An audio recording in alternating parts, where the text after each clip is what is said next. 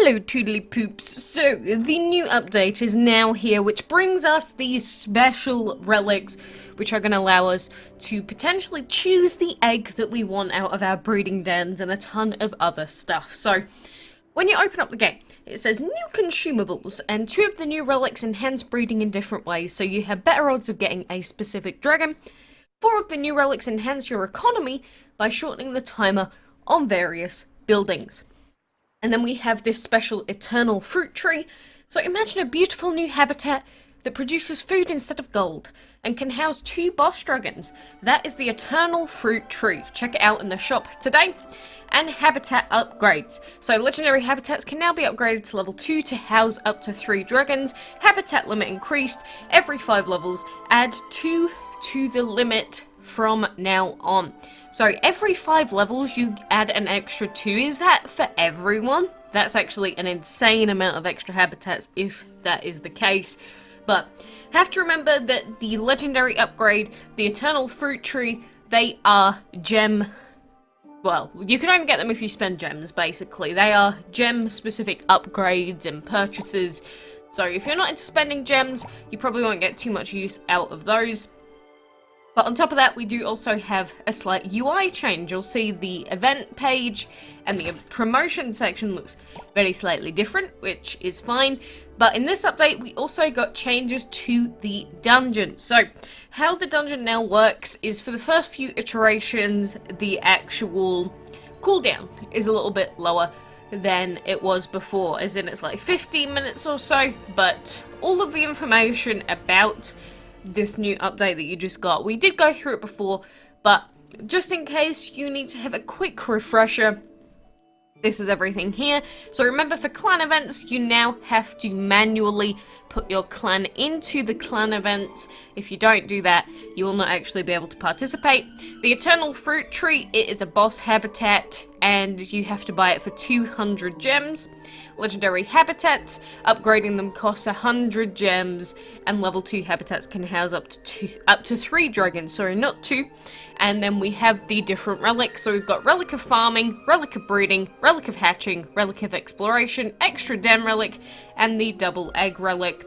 And finally, those dungeon improvements, so the power level of opponent dragon scales less rapidly in the case of uneven teams, and the wait times are 15 minutes for the first brawl, an hour, 3 hours, and then 6 hours for all of the rest. So there weren't any huge, massive changes that came in this update, but I'm sure that they've probably popped all of the new dragons in as well. So you can see here that we have the special ZODIAC Dragons page, and we have what looks to be 2 brand new dragons.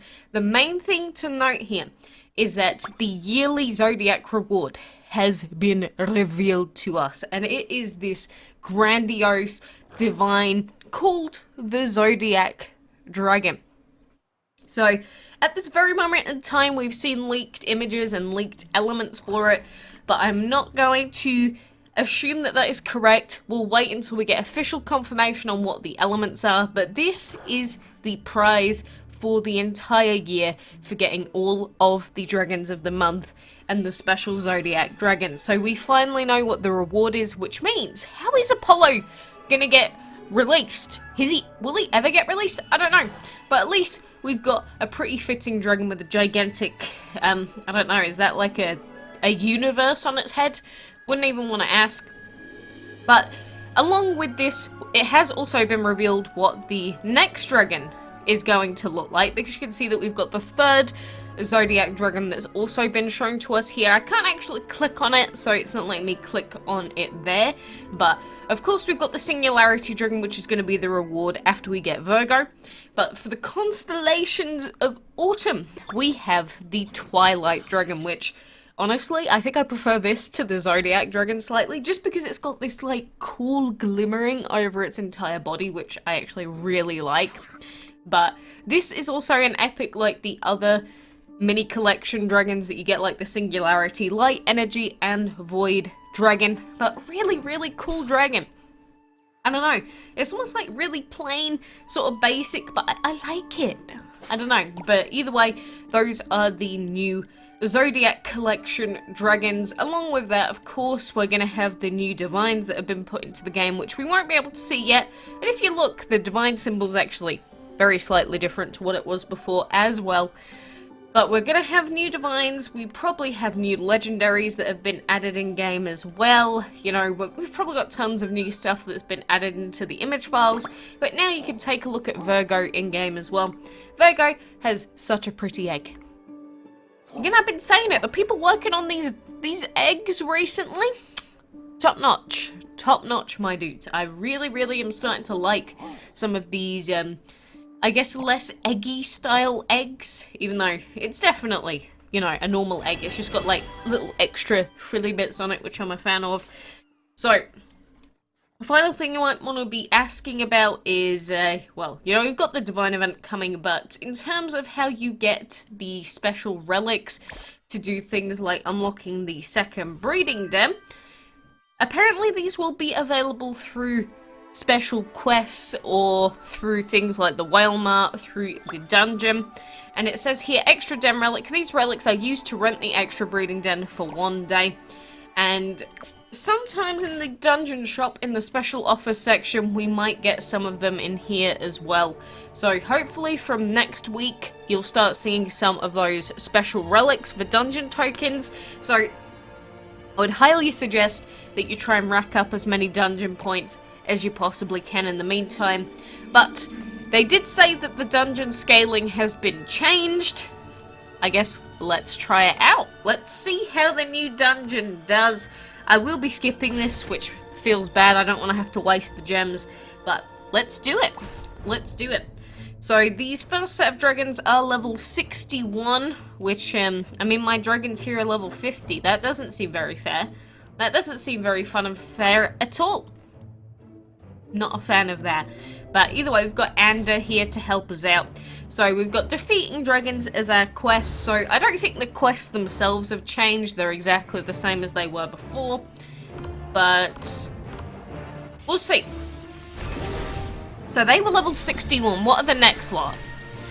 Level 105. I thought it said that the scaling was different for people with uneven teams. I disagree. I very clearly disagree. We can't kill them. They're level 105 still. Alright, look. I'm sure there's a lot of stuff that needs to get changed. And, you know, clearly we still have problems here.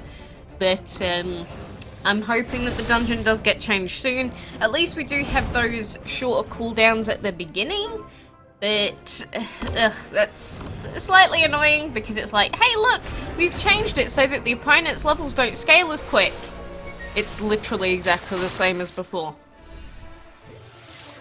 Like, look, these guys are still level 110 nearly already. There's like 0 difference. I don't know. I don't know what sort of numbers they're gonna have to change up, because, you know, when people thought of the bottomless dungeon initially, I think what they expected to happen was that, you know, you'd be able to go through like waves and waves and waves of like crappy, weak dragons, and then eventually you'll be able to face off against super powerful dragons at the end. But at the moment it's just, there's one wave of normal dragons and then all the others are max level immediately. So I'm not sure how I feel about it. I'm disappointed with the dungeon changes immediately. Again, the dungeon needs a proper change. It needs a proper change through.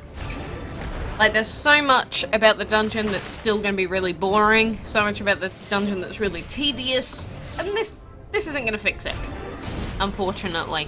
But I do like the change to the numbers. Again, the slight UI differences, the text is very slightly different, which I like. I do indeed like the different text here that we're getting. I don't know, is it rounder, like more bolded? I can't remember what the old text was like. But that's the sort of image I'm getting in my head. But I like it. I like it. Maybe it's easier for people to see that have like bad sight as well. Who knows? I would hope so anyway. Because, you know, making games as accessible as you can, really important for developers to do that. I was gonna say, hopefully I didn't murder all of those guys.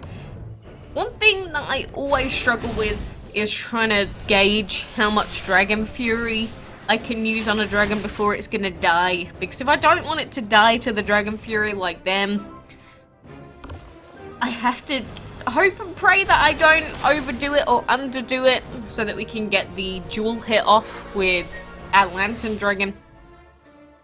It's just too much. Too much to have to think about. So what have we got? 2 defeat quests again. Defeat 20 dragons with a normal attack. That's going to take forever to do. Ugh. That is a pain in the butt cheeks. That is for sure. But like here we're getting to the point where we can't really dual hit these guys easily without Dragon Fury. And they're just going to keep like one-shotting anything that isn't max level. So...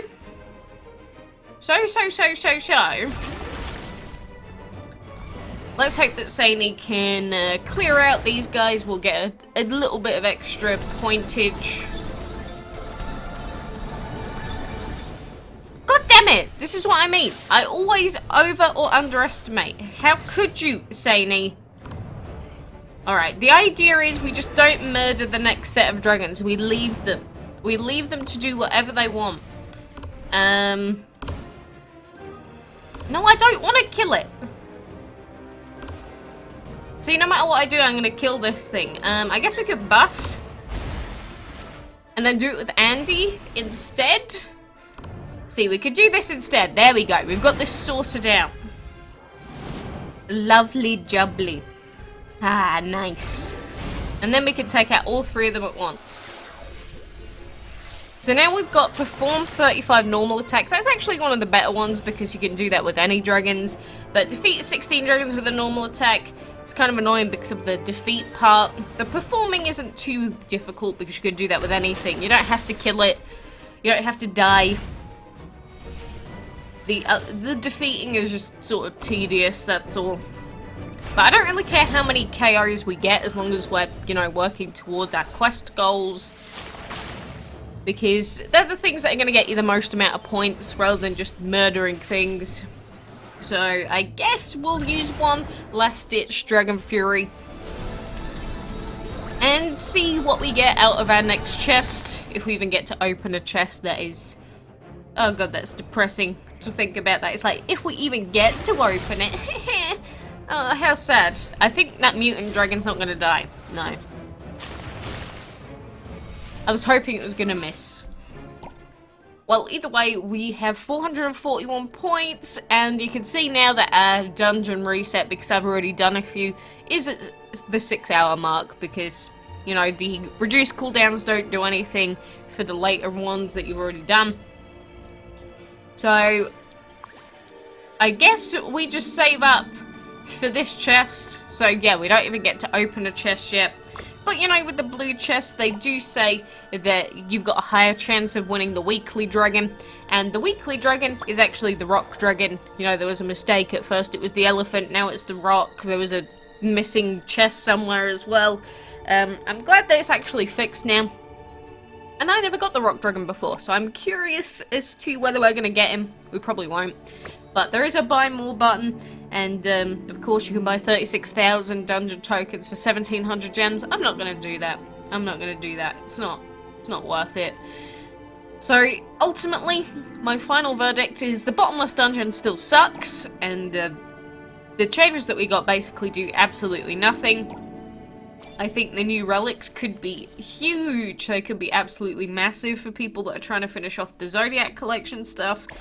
And, what else is there? Oh yeah, there was a 2x button there. You can see we've got the skip 30 minutes and skip all for 40 gems there, so I guess it's different. And we've got the relic of breeding.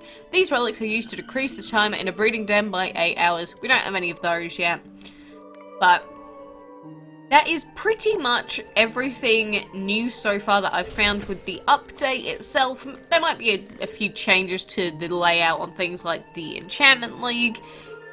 But, you know, making major changes to the layouts and the text and that is actually quite different. Because if you compare this version of DML to, you know, the first version ever of DML, things look very different.